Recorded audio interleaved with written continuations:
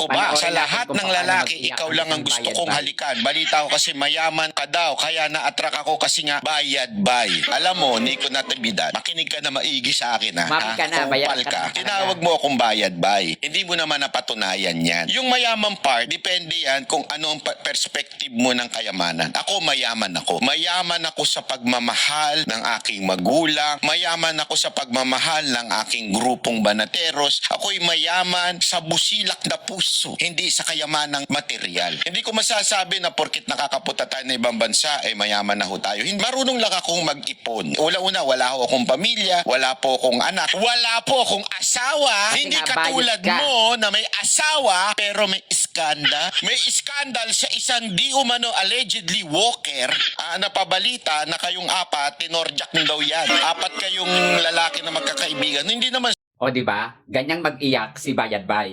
Huwag kang magalit na sabihan ka na Bayad Bay. At saka, huwag mong sabihin na hindi ka bayaran. Lahat nga ng kasamahan mo sa pagtatanggol kay Sarah, bayaran tapos ikaw libre. Wow, volunteer? Ang SMNI, di ba? Bayaran yon. Sila bayaran tapos ikaw hindi. Wow. Tapos sasabihin mo, mahal ka ng iyong magulang. Hindi ka mahal ng iyong magulang. Wala kang asawa, wala kang anak, kasi nga, bayot ka. Nasa iyo nga yung kataga na hindi tatakbo ang sasakyan ng walang gasolina. Tapos sasabihin mo, hindi ka bayaran. At kung may iskandal man, si Nico Natividad, umamin siya sa kanyang ginawang kasalanan. Bakit hindi mo maamin-amin na ikaw ay isang bayaran? Nakakapunta ka sa iba't ibang bansa kasi nga nagtatago ka. Di ba nga, ang dami mong kasong cyber libel, di ba? Sa pagpapakalat ng maling impormasyon at maling deliberation ng opinyon. Ang paniniwala mo nga sa opinyon, magsasalita ka ng gusto mo lang. Nung mapahiya ka, na ang opinyon ay nakabase sa katotohanan, hindi sa gustong sabihin mo lang. Tapos ngayon, nag-iiyak ka.